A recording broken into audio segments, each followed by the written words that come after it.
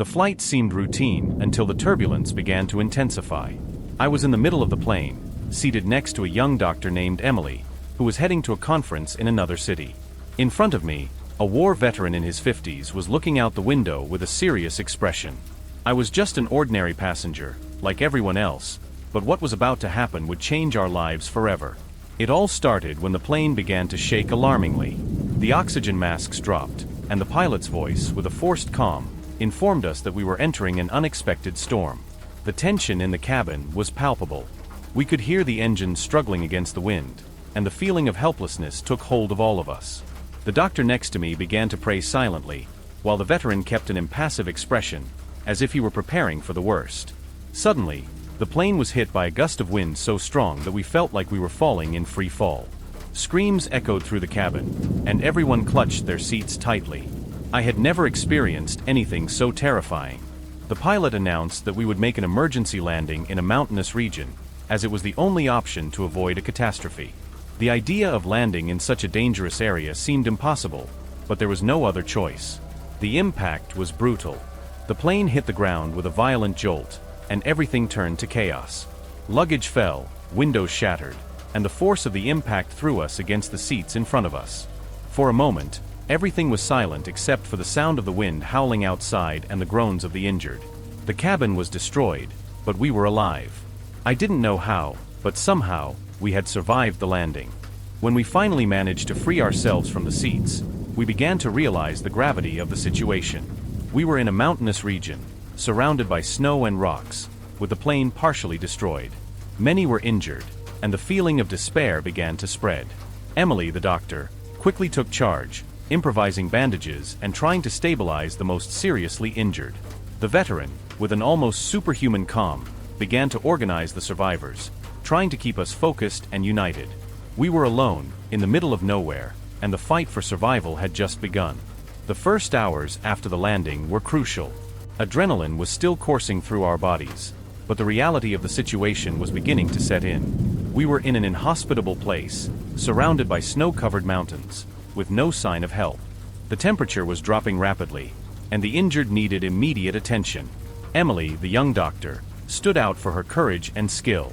With limited resources, she improvised bandages with pieces of cloth and used the few medications she managed to salvage from the wreckage to treat the survivors.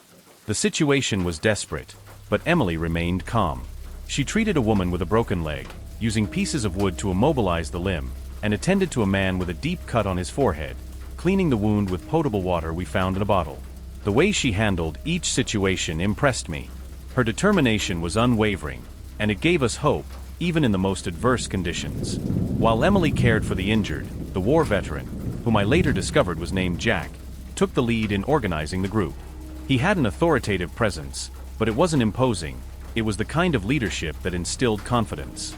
Jack began to gather all usable items we could find: clothes, blankets, food, and anything that could help us survive. He also divided the group into small teams, assigning specific tasks to each of us, such as building an improvised shelter and keeping a fire burning to keep us warm and signal our position. The first night was a test of endurance.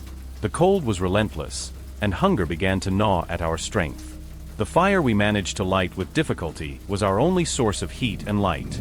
The survival stories Jack told around the fire kept us motivated, and Emily's presence comforted us, knowing that if anyone fell ill or was injured, she would be there to help. However, the fear that rescue might never come was constant, a shadow that hung over all of us. The days that followed were a mix of struggle and resilience. Jack taught us how to collect melted snow for drinking and to search for any sign of life that might indicate the proximity of help. However, the hope of rescue began to dwindle as time passed.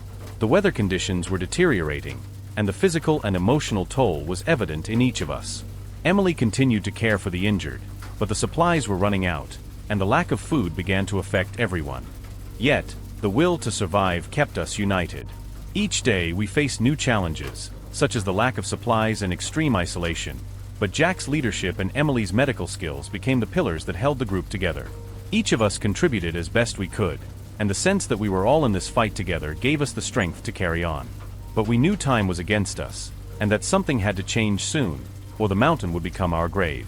As the days turned into weeks, survival in the mountains became a daily battle. The cold was unforgiving, and food was scarce. We were all exhausted, both physically and emotionally. Even so, no one gave in to despair. Emily and Jack were the anchors that kept us grounded. But as time passed, the masks began to fall, and the personal stories of the survivors emerged, revealing what had prepared them for this ordeal. Emily, the doctor who had kept calm and saved so many lives since the accident, began to share her own story. She was young but had already gone through tough experiences during her residency at a public hospital in a big city. She had faced chaos, despair, and death countless times, which made her resilient and determined. However, losing patients who were beyond her help had left her scarred. Surviving the mountain, with lives literally in her hands, was her way of redemption, of making a difference where she had previously felt she had failed. Jack, the war veteran, finally revealed more about his past. He had served in intense conflicts where he saw many of his comrades fall in battle. The mountain, to him, was just another battlefield, and he was determined not to leave anyone behind. His experience in survival and leadership came from moments when his and others' lives depended on his quick and precise decisions. But deep down, he was also dealing with his own guilt, for those he couldn't save in the past. Helping us survive was a way for him to find peace within himself. Each of the survivors had a story. There was a businessman who, behind his cold facade, carried the weight of a recent divorce and the guilt of having distanced himself from his children. There was a young woman who had fled a troubled life, trying to start over in a new place. We were all there, not just fighting against the elements, but also against our own inner demons. The mountain became a mirror, reflecting our weaknesses and strengths. Conditions worsened dramatically when a snowstorm hit the camp, burying part of the wreckage that still provided us shelter. Our supplies were reduced to a minimum, and the group was divided over what to do next. Some wanted to try descending the mountain in search of help, while others believed it was safer to stay where we were, hoping that rescue would still come.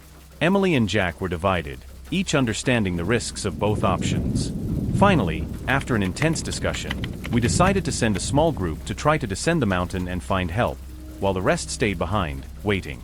Jack led the team that would descend, while Emily stayed to care for those who weren't fit to travel. It was a moment of silent farewell, each of us aware that it might be the last time we saw each other. And so, with the snowstorm still threatening around us, the two teams went their separate ways. Days later, when the rescue finally arrived, it was a scene of relief and sadness. Jack and the others who had descended the mountain managed to find help and return with a rescue team. Those who stayed behind survived, thanks to Emily's tireless care. We all left that mountain marked, both by the physical and emotional challenges. The experience transformed us in ways we could never have imagined. We survived, but we left a part of ourselves on that mountain.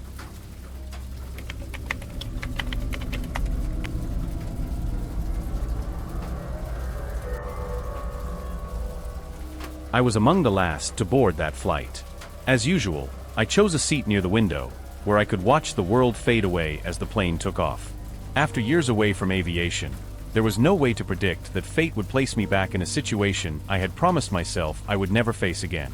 My name is Tom, and I'm a retired pilot who carried deep scars from a previous accident, an event that made me leave aviation for good. The flight seemed calm at first. Passengers chatted with each other, and the crew walked down the aisle offering snacks and drinks. I tried to ignore the discomfort I always felt while flying, unwanted memories from my past. It was supposed to be a routine trip, without complications, but then, something out of the ordinary happened. A smell of burning began to spread through the cabin. At first, it was faint, almost imperceptible, but soon it intensified, and the faces around me began to show concern. I knew something was wrong even before I saw the smoke. It was an instinct I developed during my years as a pilot. Soon, the smoke began to invade the cabin, spreading quickly as the passengers started to panic. The crew tried to calm everyone, but the chaos had already begun. We heard a loud crack, followed by the cabin lights flickering. I knew what was happening. An electrical failure was causing a fire on board, and the situation was about to spiral out of control. The crew, young and inexperienced, struggled to maintain order, but I could see in their eyes that they were as scared as the passengers. The captain announced they were trying to control the situation, but panic grew as the smoke thickened. I looked around and saw the absolute fear on the passengers' faces. Many were crying, others were screaming, and the tension in the air was almost unbearable. Sitting there, I knew I couldn't just watch. Against everything I had promised myself, I stood up and approached the cockpit. The crew recognized me as the retired pilot they had seen on the passenger list, and in the midst of their desperation, they let me into the cockpit. The captain, his face covered in sweat and tension, seemed relieved to see someone with experience. He explained that the navigation system was compromised, and they were losing control of the aircraft. We needed to act quickly. I took control of the situation, commanding the crew and the captain to perform the necessary maneuvers. There was only one option: to make an emergency landing. We were over the ocean, and the chances were slim, but then I spotted a small island on the radar. It would be risky, but it was our only hope. With each passing minute, the fire was spreading, and the time to save everyone on board was running out. Taking control in that situation was like reliving a nightmare I never wanted to be part of again. The cockpit was filled with the smell of burning and thick smoke that made it hard to breathe. The captain and co-pilot, despite their efforts, were clearly panicking. There was no time for hesitation. Every second counted. I began to command the actions, guiding the crew firmly and trying to maintain calm amidst the growing chaos. While I took control of the plane, the crew struggled to contain the fire. Using extinguishers and improvising with anything they could find, they desperately tried to prevent the fire from spreading. However, the fire was persistent, fueled by the electrical systems that had short-circuited. I knew time was against us. If the fire reached the fuel tanks, we would all be lost. As I adjusted the controls and tried to stabilize the plane, the passengers' panic grew. Screams echoed through the cabin, and the atmosphere was one of pure terror. Some passengers tried to help the crew, while others were paralyzed with fear. I looked back and saw desperate faces, people holding each other's hands, praying, crying. The sight brought me back to the past, to the accident that had shaken my confidence in aviation. But I knew I couldn't let fear take over. The fire was intensifying, and the situation was becoming increasingly desperate. There was no time to reflect on the past or hesitate. I needed to stay focused and ensure we landed safely. The small island I had seen on the radar was our only chance, but making an emergency landing there would be incredibly difficult. The makeshift runway I visualized was nothing more than a strip of rugged land, surrounded by trees and rocks. As we approached the island, the heat in the cabin increased, and the smoke was almost unbearable. I knew we had to land immediately, or the fire would consume us. I gave the final orders to the crew, instructing them to prepare the passengers for impact. The emergency lights were flashing, and the plane shook violently as we fought against gravity and the fire. But I couldn't allow despair to take hold. Everyone on board depended on my decisions at that moment. The landing was hellish. The plane hit the ground with a brutal jolt, and everything inside me screamed that we wouldn't stop in time. The wheels screeched against the uneven ground, and the fuselage shook as the plane crossed the strip of land. Finally, with one last effort, the plane stopped, but the danger was far from over. The flames were still consuming part of the aircraft, and we needed to evacuate quickly before the fire reached the fuel tanks. The crew, led by a retired pilot who should never have been there, managed to achieve the impossible. The emergency doors opened, and the passengers began descending the inflatable slides, some in shock, others injured. The fight for survival had just begun. Now we were on a deserted island, with limited resources and facing an unknown environment, but we had a chance, and that was all we needed. After the forced landing, the adrenaline continued to surge through my body. The plane was on fire, and the evacuation was chaotic. But we all managed to get out, and as soon as the last passenger left the aircraft, an explosion shook the ground, destroying what was left of the plane. We stood there, staring at the wreckage, unable to believe we had survived. The silence after the explosion was deafening. That piece of wild land, which from a distance seemed like our salvation, now revealed itself as a deadly challenge. The island, though small, was dense, covered by a tropical forest we barely knew. Daylight was fading, and fatigue and fear began to set in. We decided it was best to set up camp near the beach, where we could keep an eye on the plane's wreckage and hopefully signal any plane or ship that passed by. However, night came quickly, bringing with it an oppressive darkness and the unsettling sounds of unknown animals in the forest. During the first night, exhaustion overcame fear, and most of us fell asleep out of sheer exhaustion. But the dawn brought new challenges. Without food, water, or adequate shelter, the reality of our situation began to set in. The survival instincts of each person began to emerge. The group, which until then had been united by panic and despair, began to divide. Hunger and thirst tested everyone's patience, and discussions about what to do next became frequent. I knew I needed to maintain leadership, even though I was reluctant to accept this role. With the help of some stronger passengers, we began to explore the island in search of potable water and food. It was an arduous task. The vegetation was dense, the terrain rugged, and the constant feeling that something was watching us was disturbing. We found a stream, and with it, the hope that we could survive another day. But the island, with its treacherous beauty, held other dangers. We soon realized we were not alone. Footprints that weren't ours were found near the stream, and during the night, strange sounds echoed through the forest. Something or someone was there, watching us, and that made the fear grow again. We set up watch shifts, trying to protect the group, but the tension was palpable. The island's wild nature, with its unknown dangers, was testing us every moment. The biggest challenge, however, didn't come from nature, but from within the group.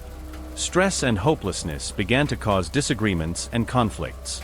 Some wanted to venture deeper into the forest, searching for help or a way off the island. Others, afraid of what might be hiding in the shadows, preferred to stay near the beach and wait for rescue. The decisions became increasingly difficult, and keeping the group together was an almost impossible task. After days that felt like weeks, we spotted a ship in the distance.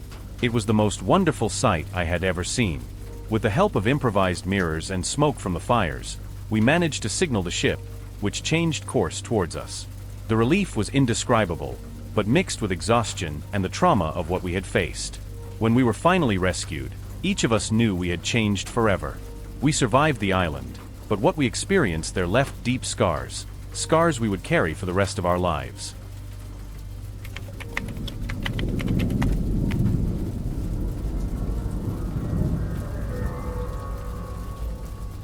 It was supposed to be an ordinary flight, a short trip that many of us took regularly. I was on my way to an important meeting, just like the other passengers, each with their own reasons for being there. Some were chatting animatedly, others were absorbed in their thoughts or fiddling with their phones. However, what began as a normal morning quickly turned into a nightmare that none of us would ever forget. Minutes before takeoff, we were still on the runway when the pilot's voice came over the PA system, but this time there was a tension we couldn't ignore. He announced that he had received an anonymous call informing them of a bomb on board. Silence fell over the plane. The fear, once just a distant possibility, became real. The crew began evacuating the plane with a speed that made me realize the gravity of the situation. The doors were opened, and the inflatable slides were deployed. People began leaving the aircraft as quickly as they could, but panic was already spreading. Lines formed at the emergency exits in seconds, and the crew did their best to maintain calm. My heart was racing as I waited my turn to descend. Everything seemed to be happening in slow motion, but at the same time, too fast to process. Then it happened. The explosion. We were almost all out of the plane when the deafening sound took over the runway. I felt a wave of heat, and the force of the blast threw me to the ground. The world around me became a blur of smoke, debris, and screams. I knew something terrible had happened, but the confusion was total. I tried to get up, but my body wouldn't respond properly. All I could think was that I needed to get out of there, but the scene around me was pure chaos. When the dust began to settle, I realized the plane was on fire, and pieces of metal and plastic were scattered all over the runway. The smell of burning was suffocating, and the screams of the injured echoed around me. Some passengers were still trapped in the wreckage, and it was at that moment that I realized I was trapped too. A piece of the fuselage had fallen on me, pinning my leg. I looked around and saw others in the same situation, struggling to free themselves. It was hard to think clearly. Shock and adrenaline dominated my body.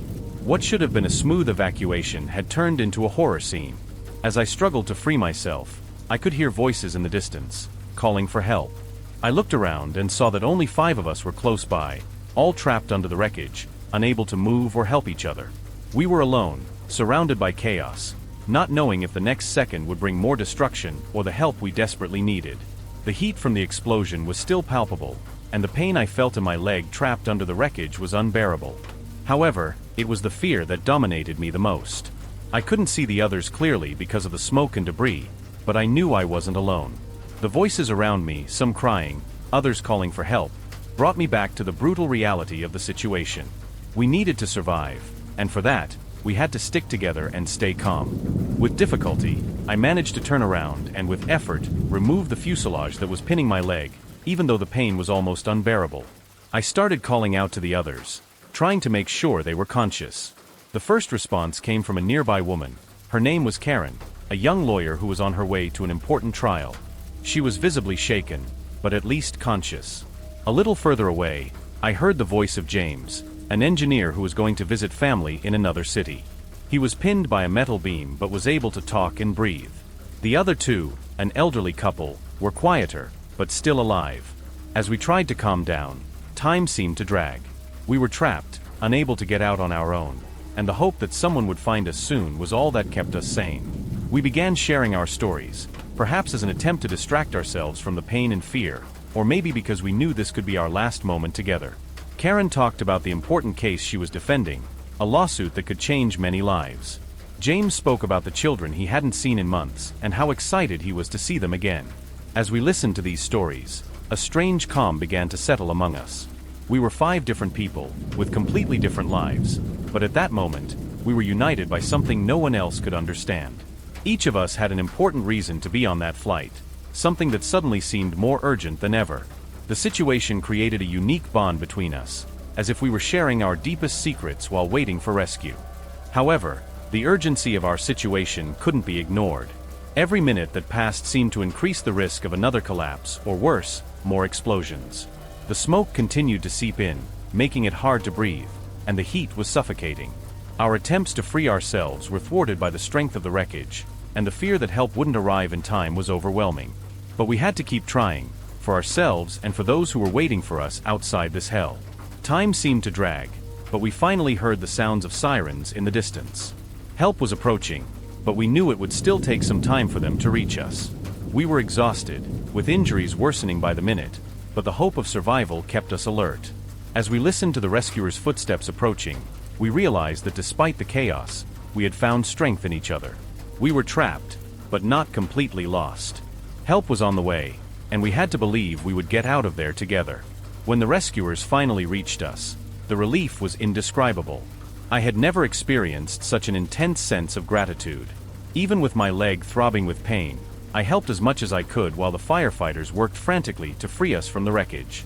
The smoke was beginning to dissipate, and the heat subsided as they got the fire under control, but the sound of sirens and the chaos around us made it clear that the danger was not yet completely over. The rescuers were precise and quick. One by one, we were pulled from the wreckage and taken to a safe area where medical teams were ready to treat us. The feeling of finally being free from the wreckage was overwhelming, but the trauma of the experience was still fresh in our minds. Karen, James, the elderly couple, and I were taken to ambulances where they began treating our injuries and monitoring our condition. We were alive, but we knew the journey to recovery was just beginning. While we were being treated, the investigation into the explosion began immediately. The airport was in a state of high alert, and authorities were determined to find out what had happened. The anonymous call about the bomb, which initially seemed like just a terrible warning, now seemed part of something much bigger. Questions began to arise, and we soon realized that the explosion had not been an accident. As the days passed and the investigation progressed, the truth began to emerge. The bomb had not been placed randomly. There was a clear intention behind it. Authorities uncovered a network of corruption that extended far beyond the airport. Powerful people with dangerous connections were involved in a scheme that used terror as a tool to achieve their goals. The anonymous call, which initially seemed like an attempt to save lives, was actually part of the plan to divert the authorities' attention, ensuring that the plane never took off. Among the survivors, the revelation was devastating. Karen, with her important legal case, was one of the indirect targets, as she was involved in a lawsuit that could expose one of the people involved in the conspiracy. James, with his work in engineering, was also connected, even if indirectly, to a contract that could destabilize the plans of those behind the attack. Even the elderly couple, who seemed to have no connection to the situation, had a son who worked for a company involved in the investigations. Everything began to fit together in a frightening way. This discovery brought a new weight to our experience. We weren't just survivors of a tragic accident. We were pieces of a much larger game, a game that almost cost us our lives. Knowing that we were targeted, directly or indirectly, made the trauma even harder to deal with. The media quickly began covering the story, turning us into public figures in a high-profile case. But for us, the focus was on trying to understand how our lives had changed forever.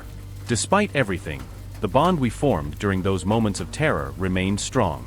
We kept in touch, supporting each other as we faced the emotional and psychological consequences of what we had lived through.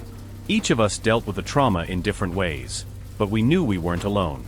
In the end, surviving the explosion and discovering the truth about what happened taught us valuable lessons about the fragility of life and the strength of human resilience.